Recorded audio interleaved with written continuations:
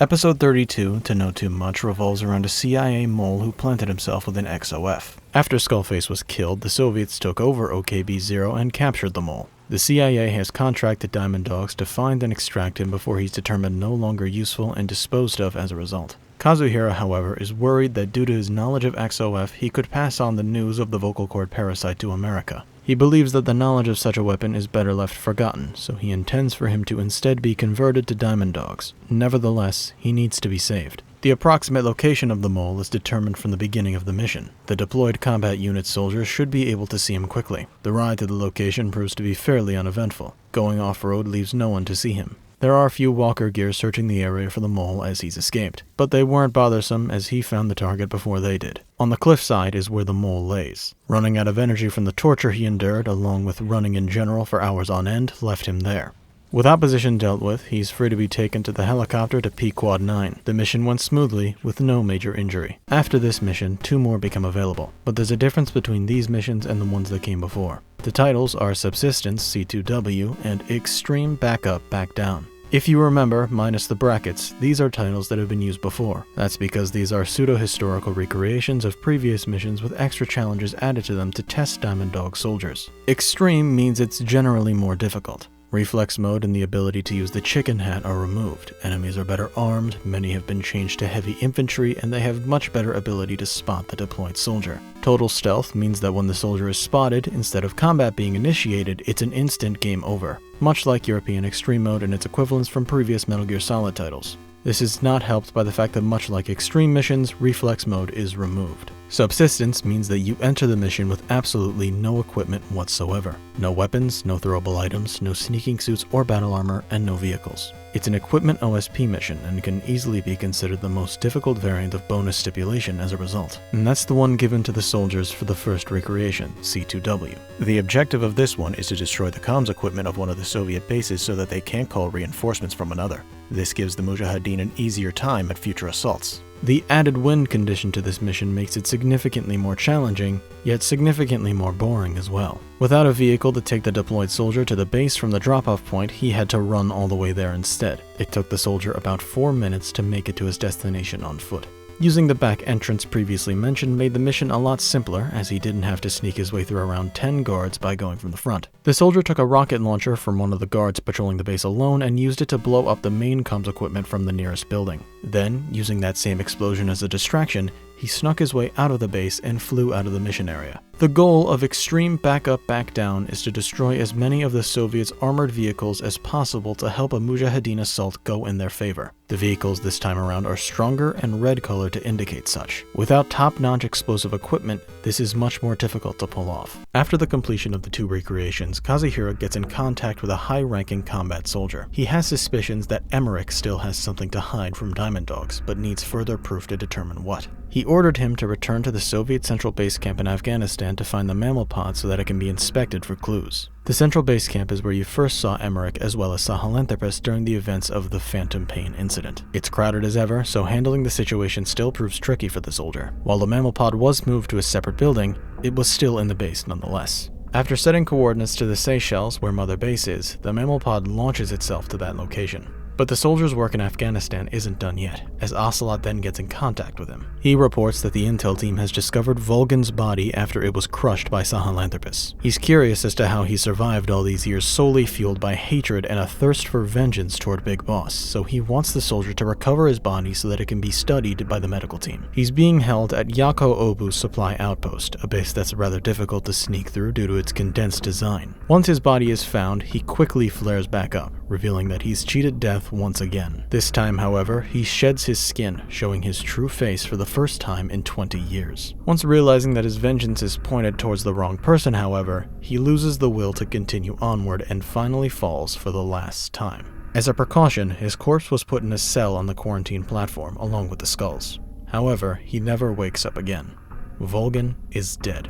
The next mission is titled Cursed Legacy. It revolves around Code Talker's research files being stolen by Zero Risk Security. They've taken them for the sake of handing them over to XOF remnants. That wouldn't be good, as there are crate loads of documents with 50 years worth of studies about the vocal cord parasite and metallic Archaea. It's invaluable knowledge, and if they retrieve it before you do, it could kickstart another world-ending dilemma. The mission takes place at the mansion where Code Talker was held captive originally. Based on a hunch that there may be an intel file inside, the deployed soldier sneaks in. Luckily, that hunch was correct, and the location of one of the crates is revealed. The location of the other is discovered after he interrogates one of the zero-risk security soldiers. They are both located in the jungle next to the mansion. After extracting the first container of documents, a 9-minute timer begins, counting down to when the XOF helicopter comes to pick up the second container. However, that container is located just across a small bridge from the first, making for an easy trip. With no opposition left, the soldier safely extracts the second container before going to the chopper and leaving the mission area. The mission went smoothly with no major injury. The next two recreations are Total Stealth, Footprints of Phantoms, and Extreme Trader's Caravan.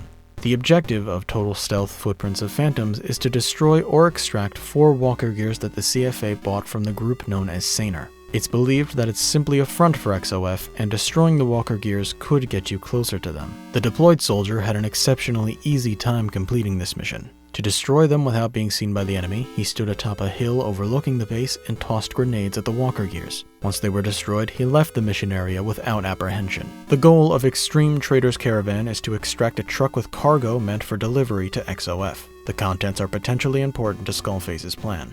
With prior knowledge of this mission, the deployed soldier knew that the truck was located at Nova Braga Airport, so he drove straight there without inspecting the intel file. The skulls emerged from the truck and attacked him. Due to this being extreme difficulty, the skulls are much more difficult to defeat. Luckily, it was not required to complete the mission, so the soldier simply escaped and left the mission area. Back on Mother Base, one of the children who was previously a soldier was tragically killed in a freak accident involving a burst pipe. The other children were discontent with this and blamed it on the adults of Diamond Dogs. Due to this, multiple children have managed to escape Mother Base and are scattered around the areas of operation in Afghanistan and Central Africa. 2 soldiers have been deployed to find and retrieve them. In the meantime, a new mission has been added to the list. It is titled Extraordinary. This mission revolves around a film canister containing top-secret info on XOF's previous plans that can potentially offer extra clarity on the situation. An intel team member was able to retrieve it, but was killed before being able to bring it back to base. Thankfully, he hid the canister somewhere in Spoogmay Keep.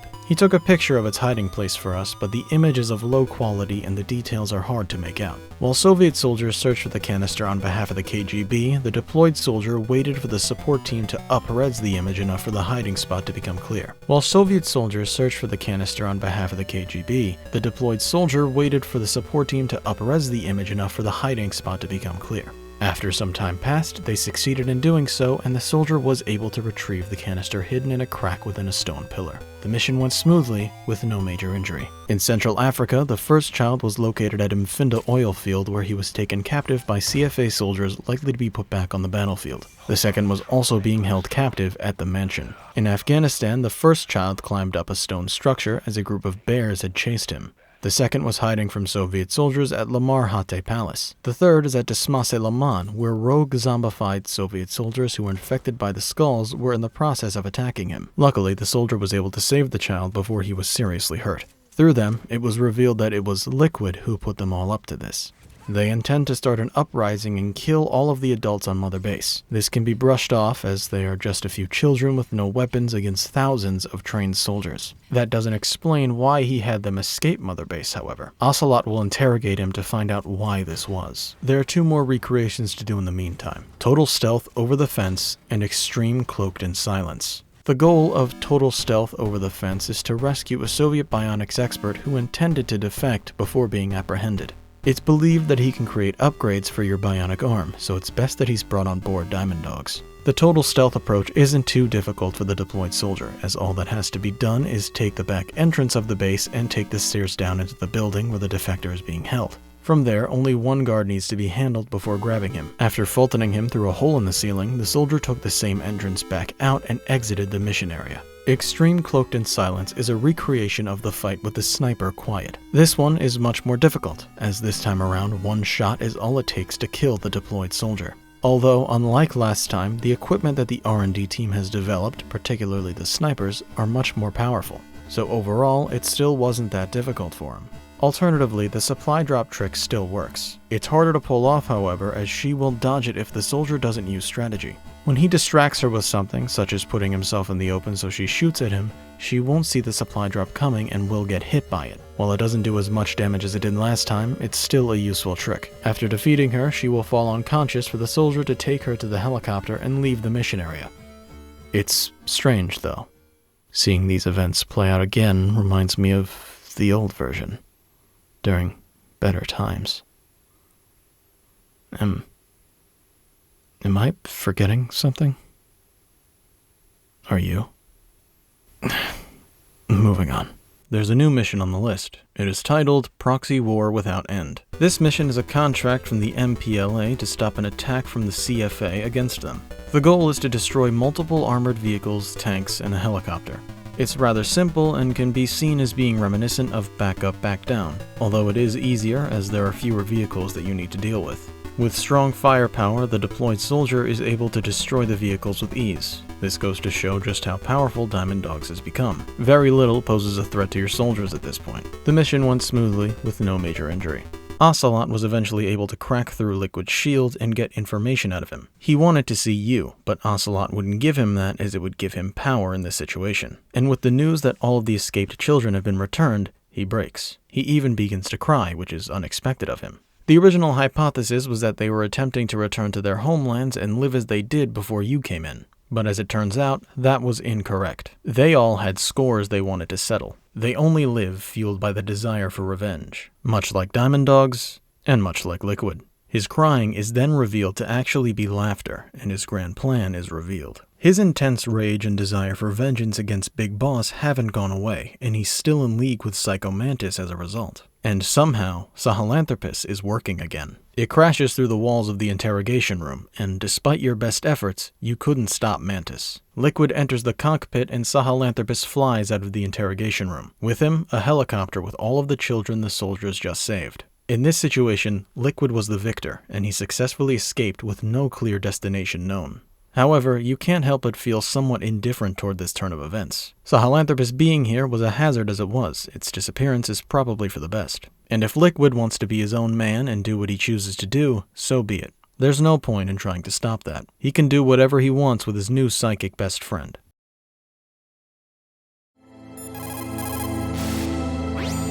Psycho Mantis. What a pathetic man. He was born with all the right tools, but he never knew how to use them. We have another recreation on the mission list, Extreme Metallic Archaea. This one follows the events of the mission Code Talker, and your helicopter is attacked by the skulls using Metallic Archaea to wear it down. It crashes, which originally led to the unfortunate death of Pequod 6. The goal is to defend Code Talker from the incoming attack. This is the only mission where it is mandatory that the skulls are defeated. With the knowledge of the increased difficulty from them, the deployed soldier came readily prepared with a machine gun and a readiness to strafe out of harm's way. The extreme version of them may be trickier to deal with, but fighting them is the same principle, so he doesn't need to do much different in terms of strategy. After dealing with them, the soldier takes Code Talker and brings him to the backup chopper, safely exiting the mission area to cure the vocal cord parasite. And speaking of which, a sudden problem has emerged back on Mother Base. Over on the quarantine platform, the vocal cord parasite has undergone some sort of mutation and started affecting members of the medical team, despite them already being cured. The security and combat team were sent in to assess the situation, and a recording was sent back. It seems that the infected are losing their minds and attacking each other, even though that wasn't a symptom before. Code Talker comes to the conclusion that it wasn't the parasite that's been mutated, but the Wolbachia used to treat it. Either way, it has to be handled. You decide that you'll go in alone and deal with it to stop anyone from getting infected. Going to the quarantine platform, you notice that there are crows oddly circling the building as if they're anticipating their next meal. It's a concerning display. Before entering the building, you receive an audio transmission from a medical team member saying that he understands what's going on. It's unclear where specifically he is, so your first order of business is to find this man and question him. You put on your mask and enter the building. Immediately, things seem dire. There are bodies laying about the area, and those who are still alive are either hanging on by a thread or going crazy. There are a few, however, that seem to be okay. But what's important to you right now is that you find the source of the transmission.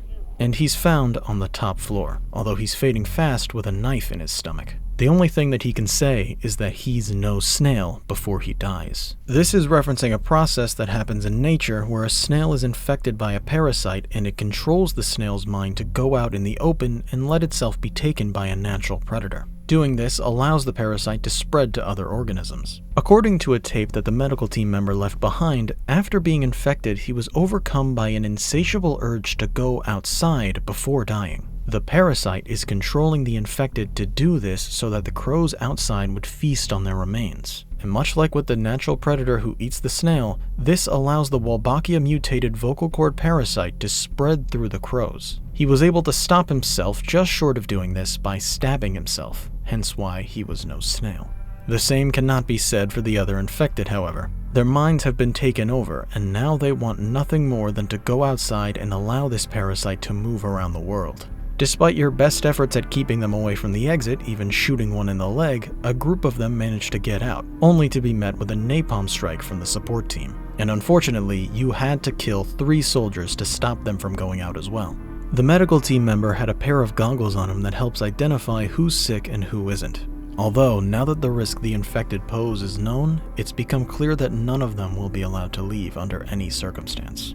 They have to be killed. And so, moving back down each floor of the building, you shoot everyone with symptoms. Some understood, some cursed your name before you pulled the trigger, some begged you to spare them, and some begged you to kill them. But it didn't matter, as the bottom line was that they had to die. But there was one in the corner who actually seemed to be uninfected, so you take him and bring him back to the entrance. But at the last second, he begins to show symptoms, meaning he too had to be shot. In the end, there wasn't a single person besides you that was able to make it out.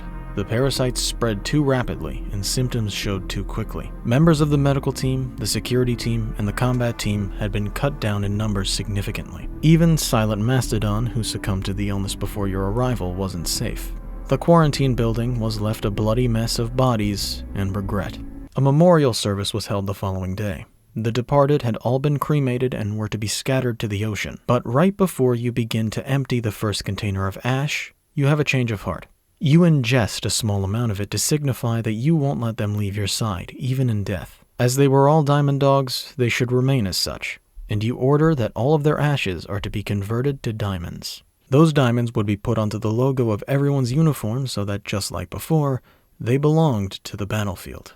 Thus concludes this mission. You have a new set of recreations to go over. Total Stealth Pitch Dark and Total Stealth The War Economy. The goal of Total Stealth Pitch Dark is to stop the flow of oil by destroying the oily water separator tank and shutting down the transfer pump at Infinda oil field. With prior knowledge of the mission, the deployed soldier drove around the village at the start of the mission area and straight to the oil field. From there, he utilized multiple different distractions to get to the separator tank and plant C4. After shutting the transfer pump down, he exited the base and called the chopper before blowing the C4. That way, there's no chance of resistance when exiting the mission area. Total Stealth The War Economy revolves around a CFA official meeting with an arms dealer to give a tour of Nova Braga Airport. The goal is to eliminate the official before it ends and he's escorted out of the country.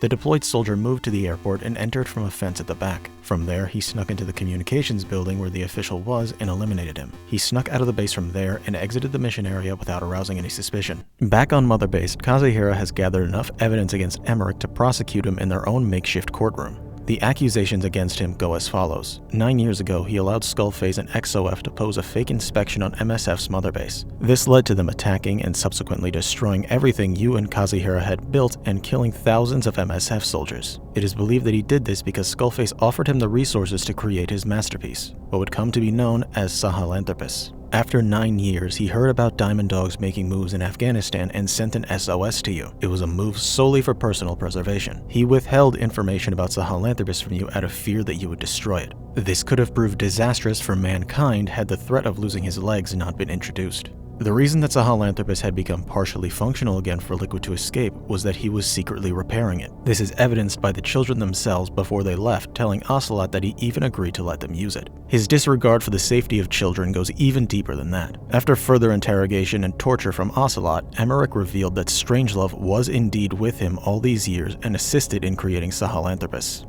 They formed a romance and eventually had a child they named Hal. But over time, Emmerich eventually grew to only view him as an opportunity to test his creations. He admitted that he would put Hal in the cockpit of Sahelanthropus and use him as a test subject in field exercises. When Strangelove became aware of this behavior, she would send Hal to America to be safe from his father's clutches. From here, Emmerich gives his own account of what happened. According to him, Strangelove became so distraught from being disconnected from her son and being forced to work for Skullface that she offed herself, leaving Emmerich alone and at the mercy of XOF, until you came and saved him. However, the mammal pod revealed a much different and disturbing story. Upon landing on Mother Base, they opened the hatch at the top to reveal that inside were human remains. Strangelove's remains. On top of that, the mammal pod recorded the audio of the inside from around 1 year ago. You can hear Strangelove banging on the walls, begging for Emmerich to open the hatch and free her, but there's never a response. This begging eventually goes quiet as you hear her slowly suffocate until her breathing stops. The story hypothesized from this is that Emmerich was enraged upon hearing his son and test subject had been taken away from him, and so he forced her into the mammal pod and locked her inside. In other words, Emmerich murdered the mother of his son. But the final accusation is what put this trial in motion. The cause of the Wolbachia mutation was a radiator leak on the quarantine platform. But this radiator was built to be sturdy, so it's unknown how the leak occurred. That was until a message was intercepted by Diamond Dogs that came from Mother Base itself. It was an offer to the US from a certain person. This person wished for safe travel and citizenship in America. In exchange, he would give them access to a bioweapon unlike anything they had ever seen. A strain of the vocal cord parasite that is incurable. This mutation was also proven to be incurable, hence why everyone needed to die. The person who sent this message to the US was Emmerich. He was beginning to fear for his own safety here on Mother Base. So just like how he sent an SOS to you, he requested to be saved by another party. But he believed that this time he needed to offer something in exchange. So he sabotaged the radiator on the quarantine platform to cause a mutation within the vocal cord parasite. And all the casualties that day were simply guinea pigs to him. While he guilted you for shooting them in a fickle attempt at displaying a sense of morality and allegiance, he was the one who caused the mutation in the first place. The prosecution rested its case at this point, and Kazuhira had heard enough. He was guilty on all counts. While everyone in the crowd called for his death, you were the one with the authority. And to everyone's surprise, you chose to sentence him to exile rather than death. You believe that while he is an enemy, Diamond Dogs is not one to judge them. He was put on a life raft and sent away. His exolegs were too heavy and were about to sink the raft, so he had to throw them into the sea. He was back to being unable to walk. Emmerich was pushed toward America, where he wanted to go, but he'll have nothing to offer them, so he'll have to fend for himself once he makes it there. Whatever happens, it's none of Diamond Dog's business. Before leaving Mother Base, you decide that you should pay a visit to Paz and see if she's doing okay. Weirdly, there's an image of morpho butterflies outside her room on the medical platform. You disregard this and head inside. Upon entering, you can see that Paz is standing with her back towards you. Before you can ask her what the problem is, you see blood dripping from her stomach. She turns around, revealing that the scars left from the bomb extraction had been opened, and she insists that there's another. She digs into her stomach in a display not fit for this platform, while you stand there, too shocked to stop her.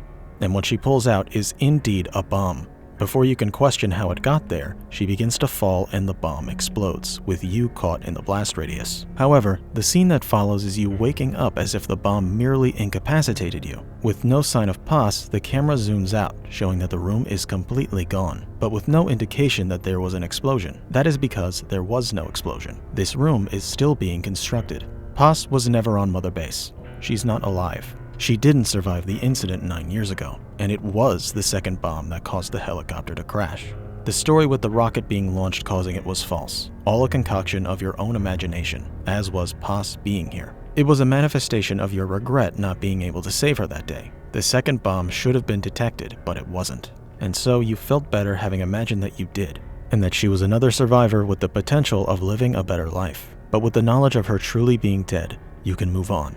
It's one less thing to worry about. You have more recreations to go over. Extreme Code Talker and Subsistence Occupation Forces. The goal of Extreme Code Talker is to make contact with the man of the same name. It's said that he has the solution and the cure to the parasitic infection that's killed many Diamond Dogs on Mother Base. The deployed soldier faced off against sniper skulls at the beginning. Much like in Extreme Cloaked in Silence, one shot means death. For this particular fight, that makes it many times more difficult, as 4 of them shooting at him is tricky to manage. He needs to move very slowly and very carefully choose each cover spot, as one wrong move could be fatal. With good enough strategy and equally powerful equipment, the soldier defeats all 4 skulls and moves on. From there, the mission is the same as it was originally, with the regular extreme mode additions, such as heavy infantry and no reflex mode. Once Code Talker explains the workings of the vocal cord parasite, the soldier takes him to the chopper and out of the mission area, with little resistance. Subsistence Occupation Forces is an exceptionally difficult mission to pull off without any equipment. Sakura E Village is already an uncomfortable base to move through due to its narrow paths and steep inclines, but with nearly every guard being heavy infantry, it effectively means that being caught is certain death, which is why the deployed soldier went for a separate strategy. With prior knowledge of the mission, he knows the exact route that the commander and his tank unit are moving, so by waiting in a spot where they're meant to pass through, he jumps out in front of them as a scare tactic. And while they're caught off guard by an enemy appearing out of nowhere, he Fultons them all one by one. It's an unorthodox method, but it worked very well. He then called the chopper and exited the mission area. As he showed, extracting the commander is easy.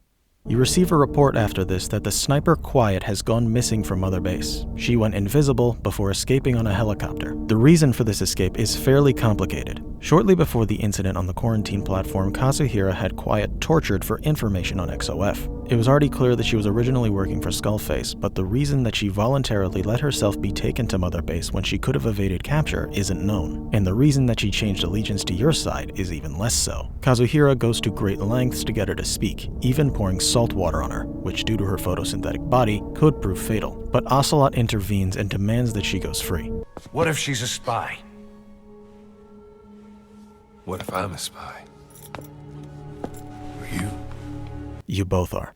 After they've all left the room, Code Talker approaches her and asks her if she understands him in his native language, Navajo, and she replies that she does. She reveals to him that the reason she doesn't speak is that she was infected with the last English strain of the vocal cord parasite. Her original mission was to infiltrate Mother Base and unleash the parasite by breaking her silence, killing everyone in Diamond Dogs. But after growing respect for you, she made a vow to remain quiet and fight at your side. The only reason that she doesn't attempt to communicate in any other way is that she still holds onto a sliver of a grudge against you. After this was when the mutation of the Wolbachia occurred. Fearing that any day her parasite could mutate in some way and end up spreading without her needing to speak English, she decided that she had to leave. You can't help but feel indifferent towards this news, as her being gone will both lower the risk of such a thing happening and lower tension around base due to her presence. However, her being out in the world could prove equally dangerous, if not more so. She could end up spreading it to other English-speaking countries, even if by accident. So you have to bring her back here to properly quarantine and treat her. The penultimate mission on the list is to capture Quiet and bring her to Mother Base once again, by force if you have to. The helicopter that she's suspected to have snuck onto had been traced to move to Afghanistan, so that is where you go. After finding an intel file in an unsuspecting home, you trace her exact location to the Mar Hate Palace. When you make it there, you see that she's severely weakened, to the point of being captured by the Soviets. After potentially days of torture from them, they decide to finally kill her by drowning. Little did they know, they were giving her exactly what she needed to strengthen herself: water. She burst from the water-filled dumpster, viciously attacking her captors. You offered help, but she didn't need it to kill all of them. By the time she's done, she's back at full strength. It isn't over, however, as the Soviets must have predicted that she'd be difficult to take down. Multiple tanks and soldiers are approaching. Quiet hands you a rocket launcher and perches herself at the top of the palace. The following fight is against 7 armored vehicles, 7 tanks, 1 gunship, and 30 Soviet soldiers. With the rocket launcher she gave you, you'll have an extremely difficult time, as it's a low-rank weapon that doesn't do a lot of damage. You'll often need to move back and forth rapidly between cover spots to get a shot lined up on one of the vehicles, all the while avoiding their fire. It starts off fairly easy, with all the vehicles keeping their distance. Only the soldiers will get close if you allow them. But once you hit the first and only checkpoint is when the fight starts to get truly difficult. It starts with an armored vehicle that can fire missile towards you, followed by one that moves on the road directly in front of the palace. From there, most armored vehicles and tanks will drive as close to the palace as possible, some dropping soldiers there as well. Some of the soldiers are snipers, which can knock you to the ground if they land a shot on you, leaving you open for other enemies to shoot you. With all of these things together, this can be considered by many to be the most difficult combat encounter in the game. With all of this opposition to deal with, you're likely to run out of ammo, so Quiet will occasionally exit her position to drop a supply flare at your location. While appreciated from you, it doesn't quite make up for the fact that she's truly unhelpful in this fight, offense-wise. Instead of aiming for the soldiers who can drop your health fast in groups, she opts to aim for the armored vehicles, which take a large amount of shots from her weak sniper to do any real damage. And dropping the supply flares only distracts her from being on the attack, especially when it's something you can do yourself quickly. When the gunship arrives is when it's near the end, so once you've dealt with that and the final wave of reinforcements, you finish the battle. However, before being able to celebrate your victory, the English strain realizes that one of the tanks was still operational. It fires at you and she pushes you out of the way, taking the full force of its blast. Another unnecessary move, as you have enough health to take one shot from a tank. Either way, this leaves her gravely wounded. There's another wave of reinforcements that's on its way. On top of that, a sandstorm kicks in, leaving you with very little visibility. The best option for you is to sneak past them instead of fighting. From here, you have to stay away from the enemy or else they shoot at you and the English strain. While this happens, she flails around, deliriously thinking you to be an enemy, even attempting to escape your grasp. Eventually, you decide to stay in one place and wait for the sandstorm to blow over. However, a Soviet soldier checks around this area and she flails around again, almost getting you caught, as well as catching the attention of a poisonous snake that bites you. At this point, you realize that there's a much easier way to deal with a situation like this.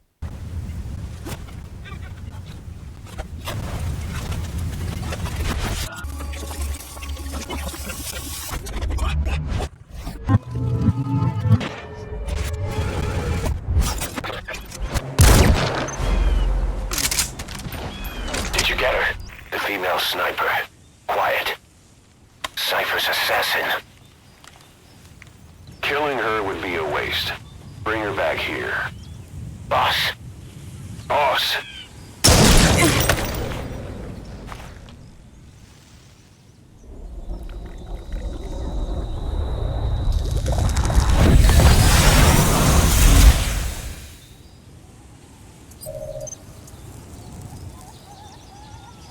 It's over. Good. That was your call. I just hope you won't regret it. With the last strain of the vocal cord parasite eliminated, you don't have to worry about it anymore. Moving on.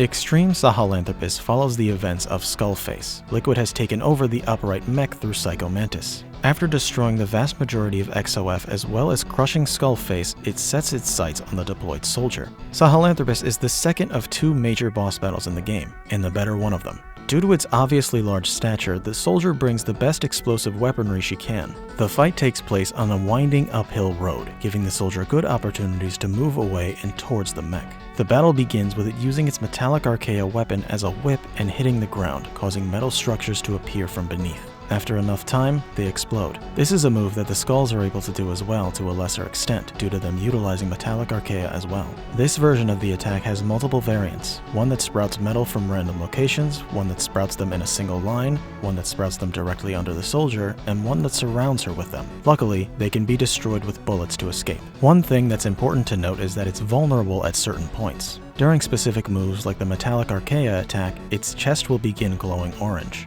At those points, the soldier attacks there as much as possible to do large amounts of damage. It's most vulnerable when it roars, as there's no attack to worry about during these times. After its first move, it will likely start moving toward her while firing from its head-mounted guns. To further stop you from remaining stationary in one spot is the flamethrower it has attached to it. These are both easy enough to avoid by simply sprinting. It may also shoot homing missiles from its knee areas. These can be easily avoided as well, or shot to blow them up before reaching its target. A different move that follows the same principle is one where it launches homing missiles from overhead. The difference is that these take a few seconds to begin flying towards its target, but as long as the soldier keeps moving, they shouldn't hit her. For support, every time the soldier runs out of ammo on one of her weapons, a supply drop is called. Additionally, a support helicopter is called at random points. It uses its turrets and missiles to assist in doing damage. Occasionally, Sahelanthropus will get distracted from this. In response, it launches more overhead missiles, this time attacking the helicopter. You can prevent it doing too much damage by shooting them before they begin moving. The soldier can also bring their own vehicles to the battle, but even if she didn't, there are tanks parked around the mission area. This can of course be used to do extra damage to the mech. However, this can be undone by another one of its moves. It tosses a bomb that it has on its legs to cause a red mist to surround the entire area. On top of making it difficult to see around the soldier, it's also loaded with metallic Archaea. Over time, it rusts every vehicle to the point of being unusable. After enough damage is done to it, it will jump to a cliffside and shift into a position similar to Metal Gear Rex. This is so it can use its railgun against the soldier. Her goal during this portion of the fight is to avoid its fire completely, as it's an instant kill. This is, however, simple to do, as it never changes positions during this phase. Once she finds one spot where it can't shoot her from, she stays there for the duration of that phase. Once finished with the railgun, it returns to the ground and the fight continues. The only major difference from here is that it begins to run instead of walking as it did before. When she has its health at a low point is when it begins to use one final move. It will hop to a nearby position before then leaping at the soldier full force. This triggers reflex mode, and you briefly see Psycho Mantis floating in front of you. If you shoot him, it causes the mech to briefly stop as control has been released. Its chest begins glowing as well, making it open to attack for a few seconds. Shortly after this, the deployed soldier defeats Sahelanthropus, putting an end to any nuclear threat and ending the final mission of the game. And with that, every mission on the list is complete. With every plot point completed and every loose end tied, Metal Gear Solid 5 is complete. There's nothing left to experience. It was a great game, and a great final entry in the series. You've witnessed your downfall with this story as advertised, and there's no better place than that to end this video. I hope you've enjoyed what you saw, and thank you for making it this far and seeing the true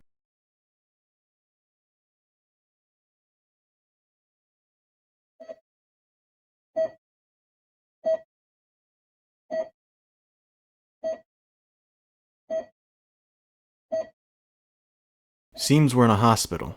After that whole helicopter business, we must be in pretty bad shape. Hey nurse, can you get me a glass of juice, please? I'm parched.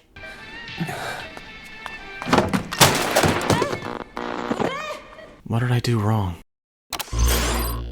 V has come too. Accuse me. Can you hear me? Are you having difficulty speaking?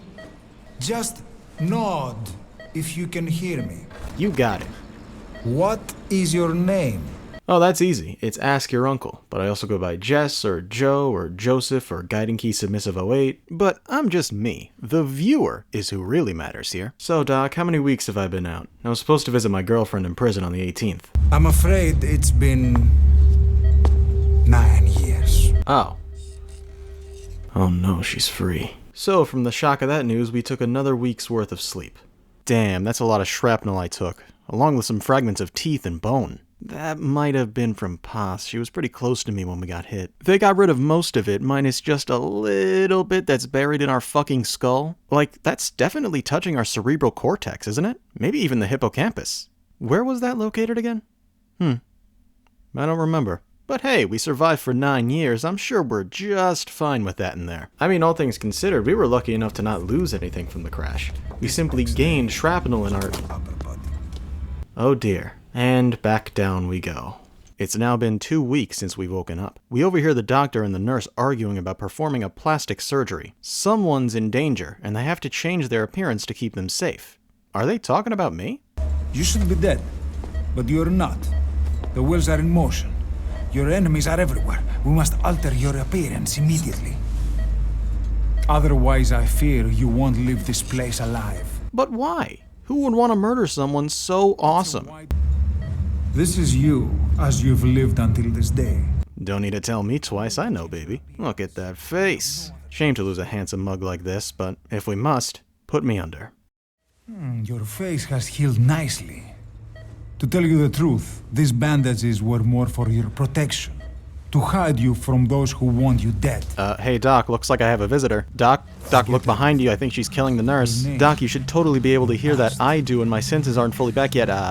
Jeez. Well, at least I still have you, right? As long as you're oblivious to that, let me see those pictures. Yeah, I remember taking this one. Me, Kaz, Morpho, and... who was this? And I don't remember writing this. Doc, did you do something else to me while I was under? Oh well, no time to think about that. He's getting murked too. He tries to hand me a gun, but I crit fail and fall over. Poor doctor, we hardly knew ye. Oh yay, my turn.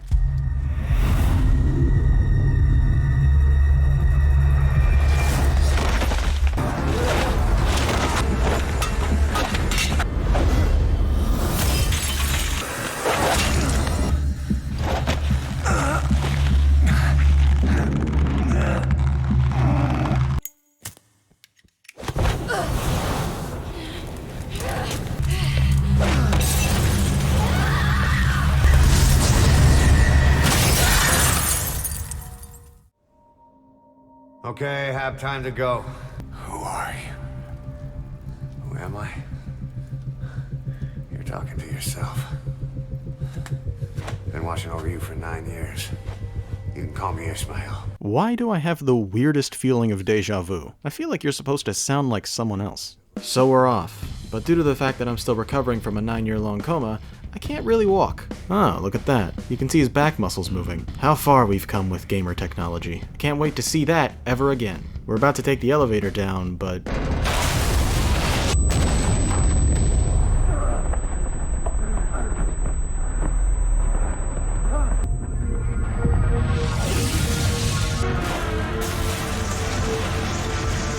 Oh, it's Vulcan. How are you alive? A sprinkler activates, making him fuck off because I guess he's a fireman now. Hey, at least by getting launched down the hall, we gain the ability to walk again. Funny how that works out. Looks like the lady and Vulcan weren't the only ones after us. We've got ourselves a whole team on our asses. And they're, needlessly brutal in their search. They're killing every last person in this hospital. They probably know what we look like, and yet they're going for men and women that have nothing to do with us. I suppose appearances change, a man grows. Now's the time to play dead with the other bodies. These guys really want no stone left unshot, except when they turn me over, the only one besides Ishmael who's clearly alive and moving around. They just stare at me for a little bit until a Deus Ex Machina can come out. In this case, Vulcan again. It seems he takes bullets like a champ, as in he straight up absorbs them, and when the big guns are brought in like a rocket launcher, he's able to return to sender, hitting us in the process. As always, Ishmael's got it figured out. He picks up a pistol and shoots at a water pipe to make him fuck off again. Ishmael takes out another goon and gives us that pistol, so now we have our own means of defending ourselves. That always feels good. We're now in another room of guards. Ishmael decides to act as a distraction by Max painting his way down the stairs, leaving us to follow. It's our first independent stealth segment. All we've got to do is make it to the front door from here. We can just pop them all from a distance, but I prefer to make my presence a little known so they can start going upstairs to check who's there, leaving me to drop down and make my way out. Uh-oh, something's moving the rubble.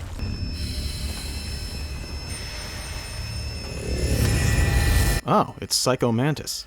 A real roster of familiar faces in this hospital, and look who's following behind. I'm sure you know the drill at this point. He fucks them all up, this time with the help of Mantis, who uses a helicopter to slice them to bits. Even an armored vehicle stands no chance against this guy. Well, it's giving us a distraction to run out. Well, that didn't last. Looks like we're done for, but Ishmael plows into him with a van, before we get in and drive off. Fucking weirdos driving on the wrong side of the road. Where even are we?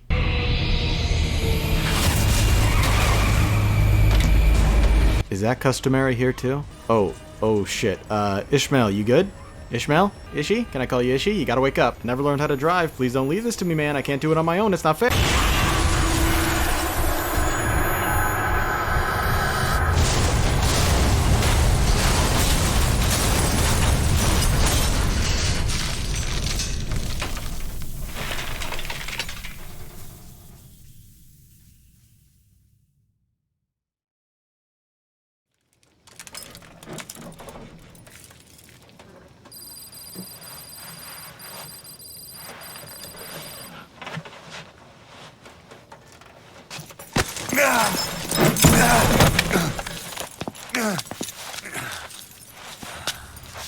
This way, boss. Hurry.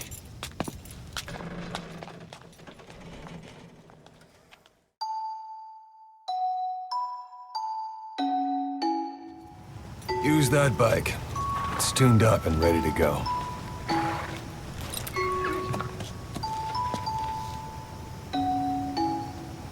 Here. That's your name as of today. Best change your face, too. Don't worry. He can handle it. Move now. Quickly. No background, son. Jump over now.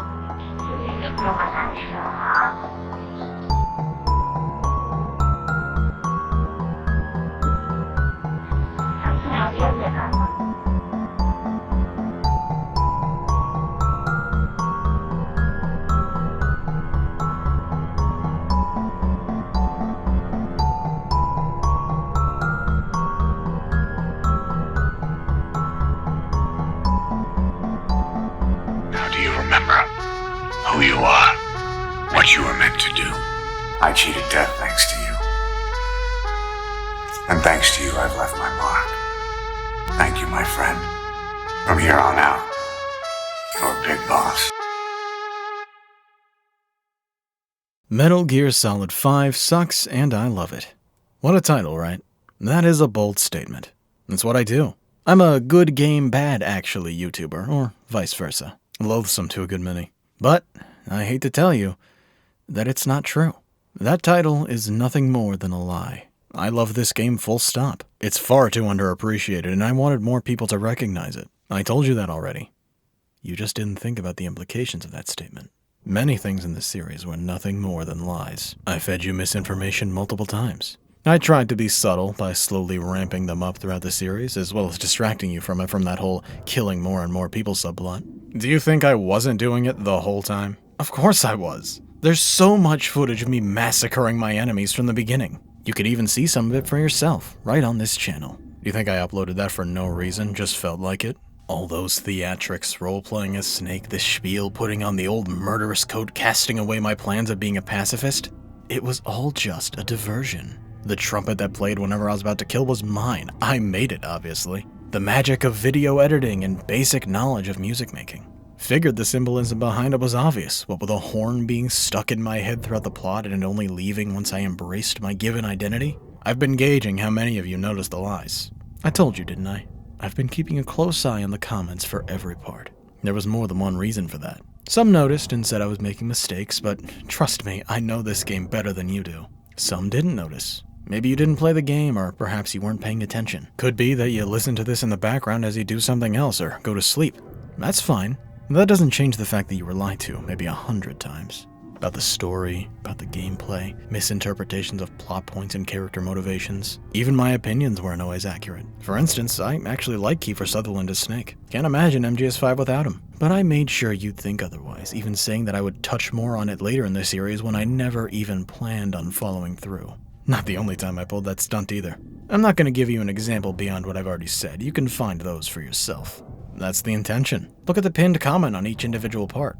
I tell you that if you spot any mistakes, be sure to tell me and I'll correct them in the final video. I was never gonna do that. Hell, I put more of them in the final video. I only said that to encourage you to pay more attention and look out for lies. And just as I misled you, you were misled by the game. Venom Snake was not Big Boss. Venom Snake was the field medic. Venom Snake was the avatar you created at the beginning. Venom Snake was you. You're the result of a top-secret project by Zero to form a mental copy of the real Big Boss. And then the exact man you were referenced from used you as a decoy to bolster his own reputation while he abandons every connection he ever had to build his true outer heaven.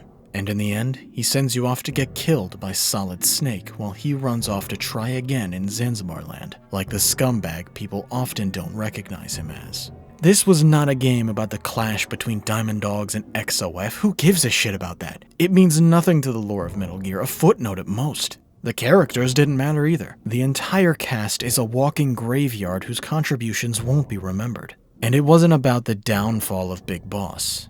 He already fell, and we all missed it. No, this was a social experiment disguised as a game.